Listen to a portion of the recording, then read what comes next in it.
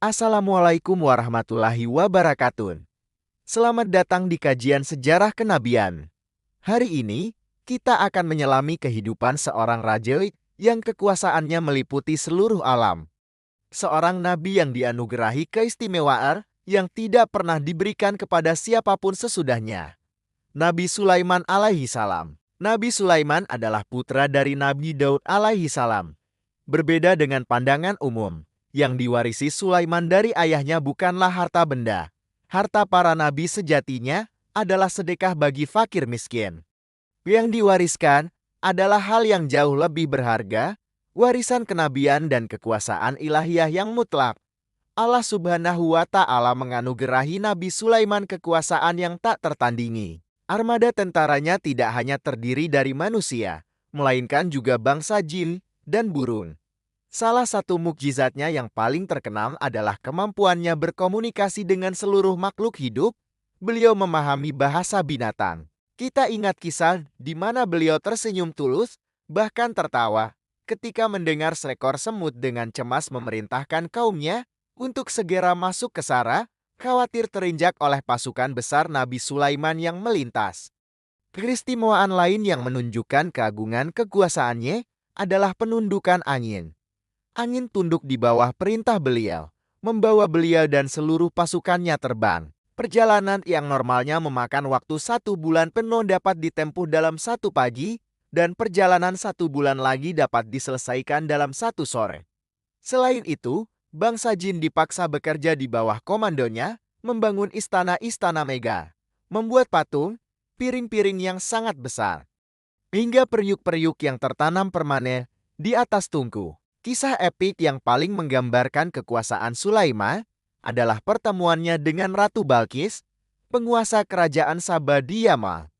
Kisah ini berawal dari ketidakhadiran burung pengintai Hudhud ketika kembali. Hudhud membawa laporan mengejutkan, ada sebuah kerajaan makmur dipimpin oleh seorang ratu yang cantik. Namun ia dan kaumnya menyembah matahari. Nabi Sulaiman yang tegar segera mengirimkan surat seruan untuk taat kepada Allah semata. Balkis merespons dengan mengirimkan hadiah mahal, mencoba menguji atau menyogok Sulaiman. Namun, Nabi Sulaiman menolaknya dengan keras, menegaskan bahwa anugerah Allah kepadanya jauh lebih baik daripada hadiah duniawi apapun, dan mengancam akan mengirimkan bala tentara yang tak terlawan jika Balkis tidak menyerah. Mengetahui Balkis akan segera tiba untuk menghadap, Nabi Sulaiman ingin menunjukkan keagungan kekuasaan Allah. Beliau bertanya kepada para pembantunya, siapakah di antara kalian yang sanggup memindahkan singgasana Ratu Balkis ke sini sebelum ia datang?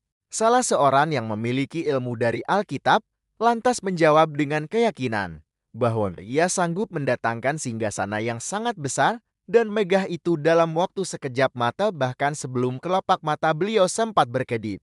Dan benar, singgasana itu muncul di hadapan Nabi Sulaiman. Setibanya Ratu Balkis, ia diuji lagi dengan istana yang sangat indah. Lantai istana tersebut terbuat dari kaca yang menutupi aliran air. Balkis mengira lantai itu adalah kolam. Karena ingin menyeberang, ia pun menyingsingkan pakaiannya. Saat itulah ia menyadari bahwa ia telah berhadapan dengan mukjizat yang luar biasa. Melihat keagungan kekuasaan yang dianugerahkan Allah kepada Sulaiman, Ratu Balkis menyatakan diri berserah diri dan beriman kepada Allah Subhanahu wa Ta'ala. Selain dikenal karena mukjizatnya, Nabi Sulaiman juga dikenal karena kebijaksanaan hukum atau fikihnya yang luar biasa. Ada kisah tentang sengketa ladang. Ketika kambing-kambing merusak ladang anggur, Nabi Daud mulanya memutuskan agar kambing itu diserahkan sepenuhnya kepada pemilik ladang sebagai ganti rugi. Namun, Sulaiman memberikan putusan yang lebih bijaksana. Pemilik ladang mengambil kambing-kambing itu untuk dimanfaatkan hasilnya susu, bulu, dan lainnya sampai ladang anggur mereka pulih seperti semula. Setelah ladang pulih, kambing itu harus dikembalikan kepada pemilik aslinya. Keputusan ini diterima oleh kedua pihak.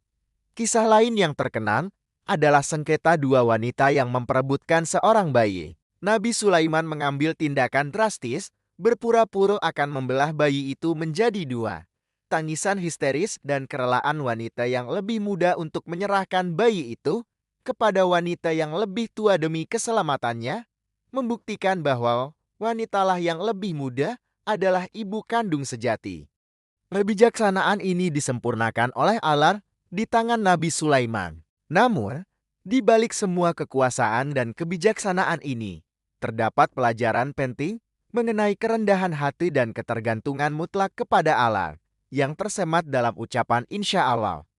Nabi Sulaiman pernah memiliki niat untuk menggauli 100 istrinya dalam satu malam agar setiap istri melahirkan seorang pejuang di jalan alam. Niat yang mulia, namun beliau lupa menyertai niat itu dengan ucapan insya Allah atau jika Allah menghendaki.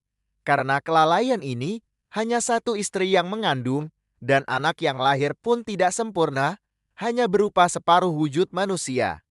Kisah ini menjadi peringatan keras bagi kita semua bahwa sehebat apapun rencana dan kemampuan manusia, segala sesuatunya bergantung pada izin dan kehendak ilahi. Kita wajib menyertakan insya Allah dalam setiap janji dan niat di masa depan. Akhir kisah Nabi Sulaiman juga menyimpan hikmah besar. Beliau wafat di dalam mihrab, bersandar pada tongkatnya. Kematian beliau tidak diketahui oleh siapapun, termasuk bangsa jin yang masih terus bekerja keras di bawah pengawasannya. Nabi Sulaiman berdoa agar kematiannya disembunyikan.